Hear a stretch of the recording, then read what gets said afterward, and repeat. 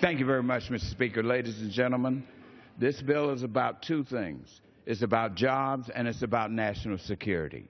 And it will give us an opportunity to get Congress to join in with my good friend from North Dakota, Kevin Cramer, and Brad Ashford from Nebraska, because this is about jobs, and nobody needs jobs more than African Americans. And the hardest hit on unemployment is African American males.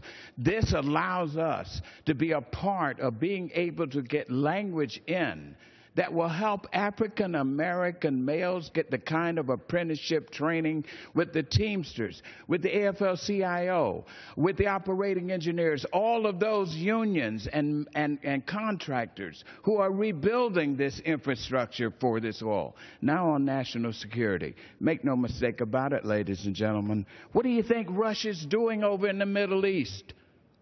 They want dominance over energy in the world. And he who controls the energy in the world controls the world. And that's why they want to prop up Syria, because that is the seaport to get it out of the Middle East. Stand up for jobs for the American people and protect the world from Russia. Gentleman's time has expired. Vote to lift the ban. Gentleman's time has expired. Gentleman from New Jersey reserves. Gentleman from Texas is recognized. I just want to say amen to what the gentleman from Georgia just said. And then I want to ask what time is remaining on each side. The gentleman from Texas has 15 minutes remaining. The gentleman from New Jersey has 7.5 minutes remaining. I want to yield 1 minute to the entire delegation from the great state of North Dakota. Mr. Cramer, original co-sponsor of the bill, 1 minute. The gentleman from North Dakota is recognized for 1 minute. I thank the chairman. I thank you, Mr. Speaker. And I've often said I don't know why it takes 36 Texans to do one person's job, but I take my time back.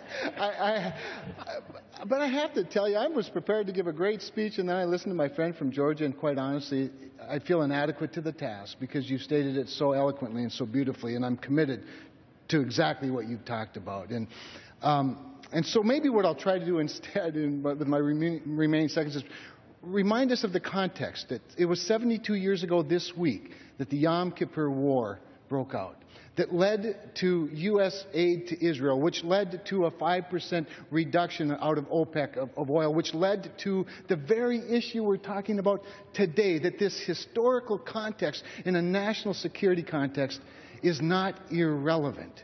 And that let's not, I would say, let history repeat itself, but let's use the peaceful tools of energy development while creating jobs in America, replace the weapons of war in Europe and in the Middle East. Let's use our influence for good by selling this American-made product that's produced by American workers, and let's do it in a bipartisan fashion today. And I yield.